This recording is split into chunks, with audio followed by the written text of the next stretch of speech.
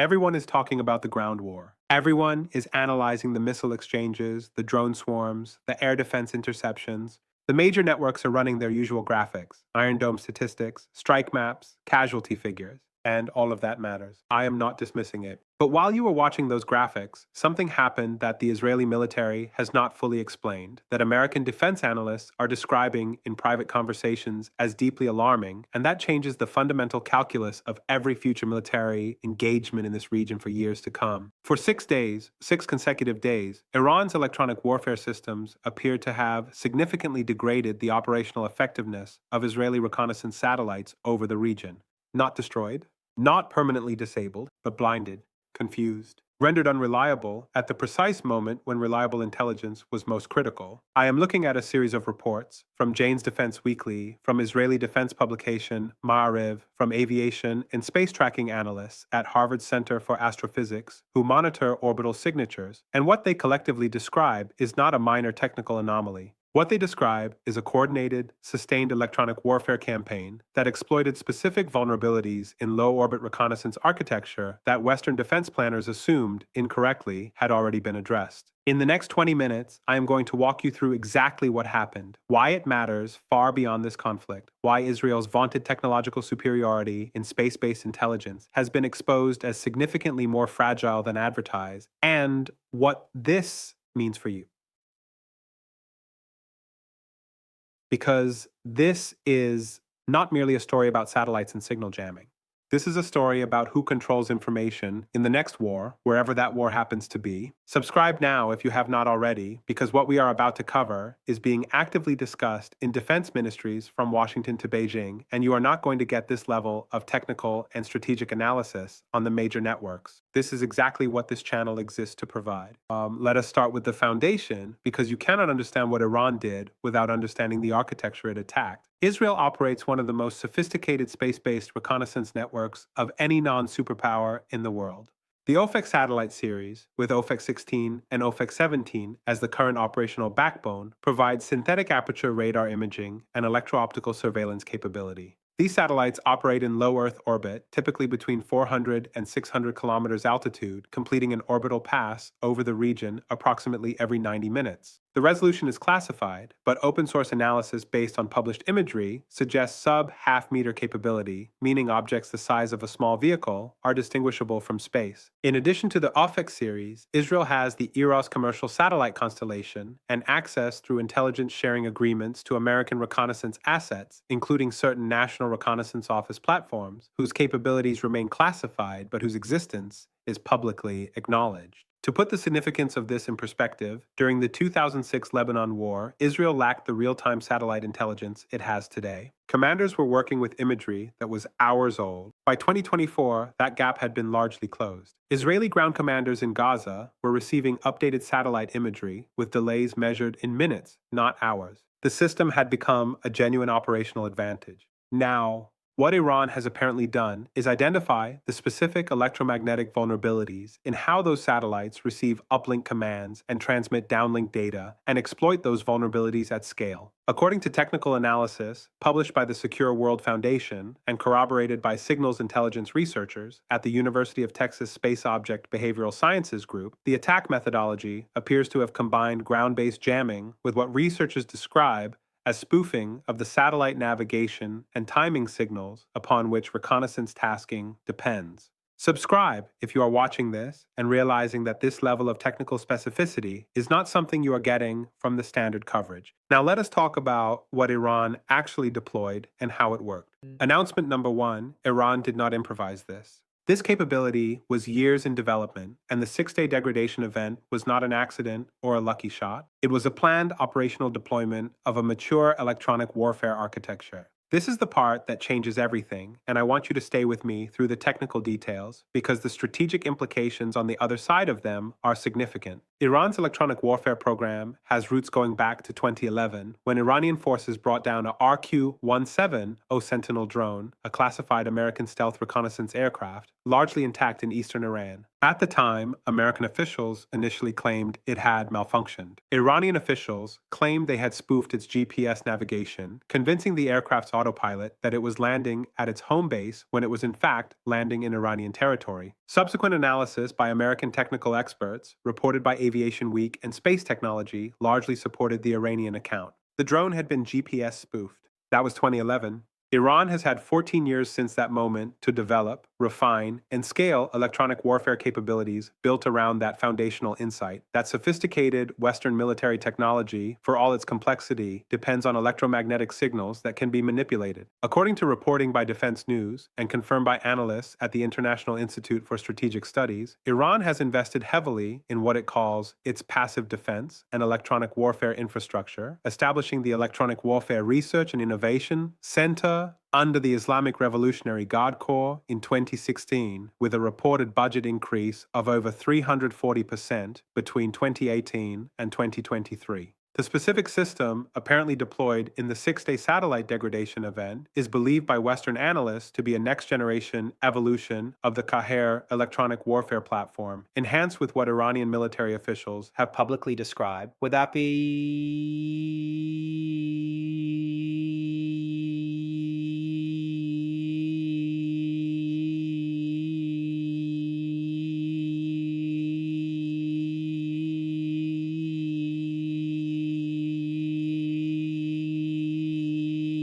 as cognitive jamming capability? Cognitive jamming, for those unfamiliar with the term, refers to jamming systems that use machine learning to analyze the specific signal characteristics of a target system in real time and adapt their interference pattern accordingly rather than simply broadcasting broadband noise. It is, in plain language, a jammer that learns. Commander of the IRGC Aerospace Force, Brigadier General Amir Ali Hajizadeh, stated publicly in February of this year, "Anachin kamen samaitas anta am Hami Kam," and I am quoting him directly, that Iran possesses capabilities in the electromagnetic domain that have not yet been demonstrated but are ready for operational deployment. That statement was noted by defense analysts at the time. It appears, in retrospect, to have been a direct reference to what we saw deployed in the six-day event. Received.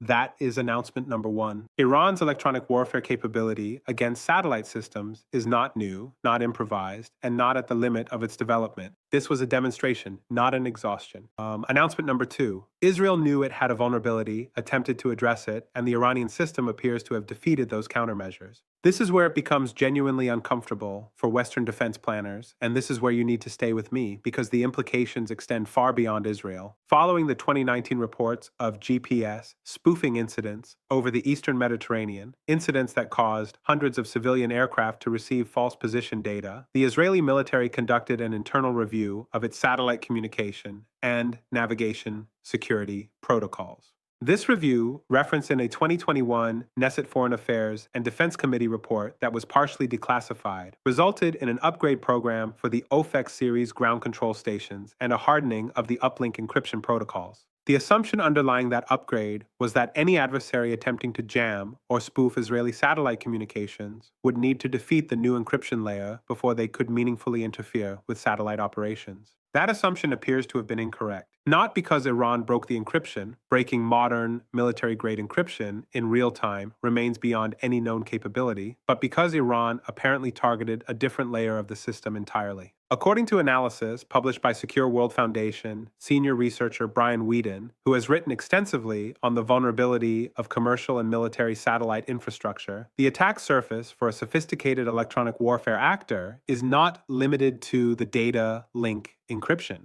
The satellite's attitude control systems, its thermal management systems, and critically, its onboard navigation and timing synchronization all depend on signals that are separate from the encrypted command link. And those signals, in many legacy and even relatively modern satellite designs, retain significant vulnerabilities. In plain language, Iran may not have needed to read Israel's encrypted commands to degrade the satellite's operational effectiveness. It needed only to confuse the satellite's sense of where it was, what time it was, and which direction it was pointing. And for 6 days, apparently, it succeeded. Bloomberg reported in its defense technology vertical that American intelligence officials privately described the event as a significant demonstration of reversible satellite degradation capability by a regional power. Language that, translated out of bureaucratic restraint, means that Iran showed it can blind enemy satellites without permanently destroying them, which is strategically sophisticated because it avoids the escalation threshold of actual space warfare while achieving the operational benefit. Announcement number 3, and this one almost nobody in mainstream analysis is connecting correctly. The 6-day duration was not a limitation. It was a choice. Think carefully about what I am saying. If Iran's capability had been exhausted after 6 days, if the jamming stopped because the systems were depleted or overheated or ran out of whatever resource they needed, we would expect to see evidence of Iranian military exploitation of the degradation window, followed by a quiet return to normal operations. That is not what the timeline shows. What the timeline shows, according to open source orbital tracking data compiled by Leo Labs and analyzed by independent researchers, is that the degradation pattern shifted on day 6 in a way consistent with deliberate de-escalation rather than capability exhaustion. Iran appears to have turned its electronic warfare systems down, not because they failed, but because the message had been delivered. Received. That is announcement number 3. 6 days was a demonstration with a time limit chosen by Tehran, not imposed by physics.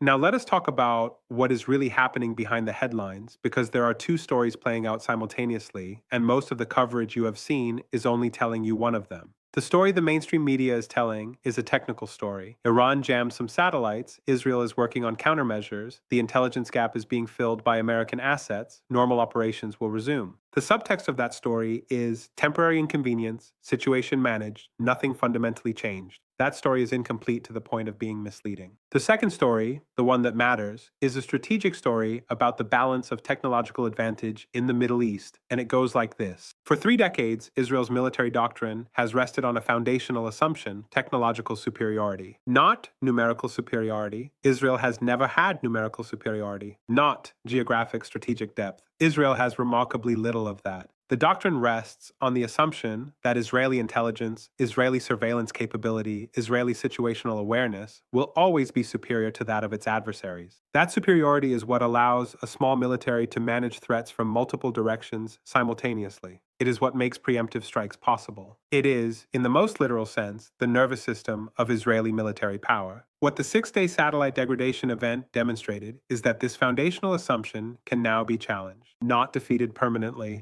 not destroyed, but challenged at will by a regional adversary for operationally significant durations. The Netanyahu government's public response was to describe the disruption as a temporary technical issue and to emphasize that alternative intelligence assets had compensated. This has not notably addressed the concern among Israeli defense analysts. Retired Major General Yitzhak Brick, who has been one of the most consistent internal critics of Israeli military readiness, stated in an interview with Marev that, and I am paraphrasing closely here, the event revealed a systemic dependence on space-based assets that the IDF has not adequately prepared to operate without.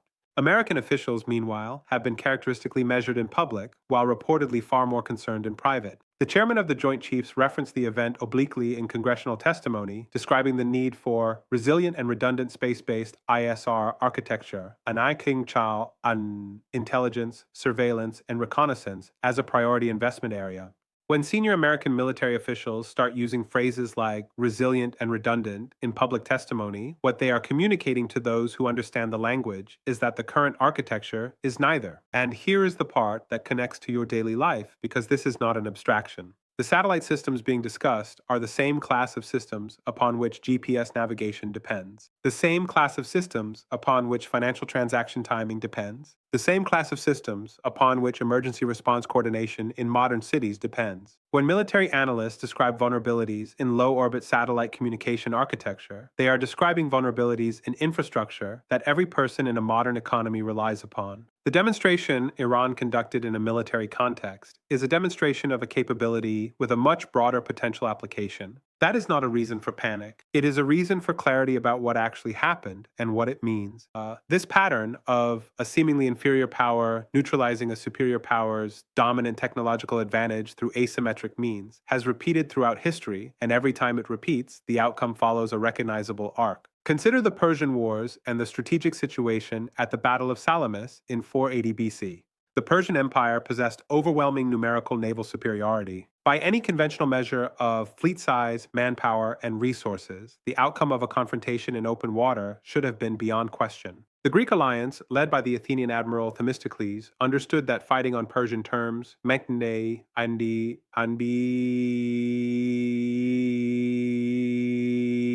in open water, where numbers and weight of ships would be decisive, metsencha can be meant certain defeat, so they did not fight on Persian terms. They lured the Persian fleet into the narrow Strait of Salamis, where numerical superiority became irrelevant, and the Persians' massive ships became a liability rather than an advantage. And the technological superiority of the Persians, larger ships, more archers, more marines, was not defeated. It was neutralized by changing the operational environment so that the advantage could not be expressed. What Iran has done with electronic warfare in the space domain is conceptually identical. Israel's satellite reconnaissance capability is a genuine, hard-won, expensive technological advantage. Iran has not matched it. Iran has not built a competing satellite constellation. Iran has done something more efficient and more elegant. It has developed the means to change the operational environment, the electromagnetic environment, so that Israel's technological advantage cannot be fully expressed at the critical moment of Iran's choosing. The Persians at Salamis did not lose because their ships were bad. They lost because the Greeks found a way to fight a different battle than the one the Persians expected. Israel's satellites are not bad. Iran found a way to fight in a domain, the electromagnetic spectrum, where satellite sophistication is less relevant than electronic warfare sophistication. The historical lesson from Salamis is not that the Persians were foolish. It is that every dominant military power has a tendency to optimize for the fight it expects and to become vulnerable to adversaries who are willing and able to force a different fight entirely. So where does this leave us? Let me give you 3 clear paths forward, because the situation branches in ways that have significantly different implications, and there is no honest analysis that collapses them into a single narrative. Path 1. Israel and its American partners successfully develop and deploy effective countermeasures to Iran's demonstrated electronic warfare capability within an operationally relevant time frame, meaning within 6 to 18 months. In this scenario, the 6-day degradation event becomes a costly but ultimately manageable intelligence setback that accelerates investment in satellite architecture, hardening, redundant constellation design, and alternative intelligence collection methods. This path requires substantial investment. Analysts at the Center for Strategic and International Studies have estimated that genuinely hardening the current Western military satellite architecture against the demonstrated threat class would require spending in the range of $40 to $70 billion over a decade, but it is technically achievable and politically justifiable given the demonstrated threat.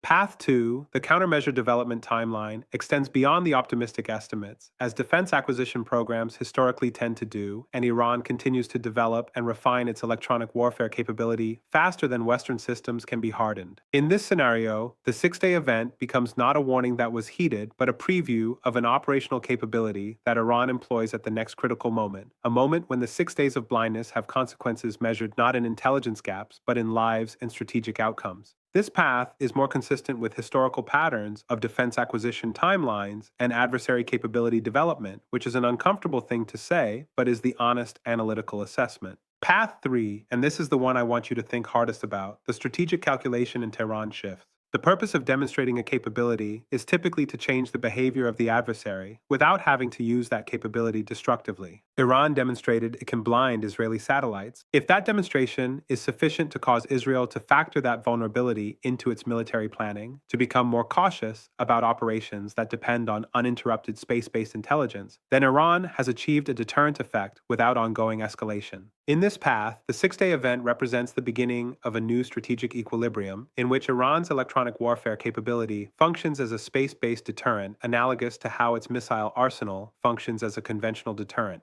Neither side wants to escalate to the point where the deterrent is actually used at maximum effect, because neither side can fully predict or control what happens if that line is crossed. I believe, based on the current evidence, that we are moving towards some version of Path 3 combined with elements of Path 1, meaning that the demonstration has altered the strategic calculus, that countermeasure investment will accelerate, but that the underlying vulnerability will persist for longer than official statements will acknowledge, and that Iran's electronic warfare capability will function as a genuine deterrent in the interim period.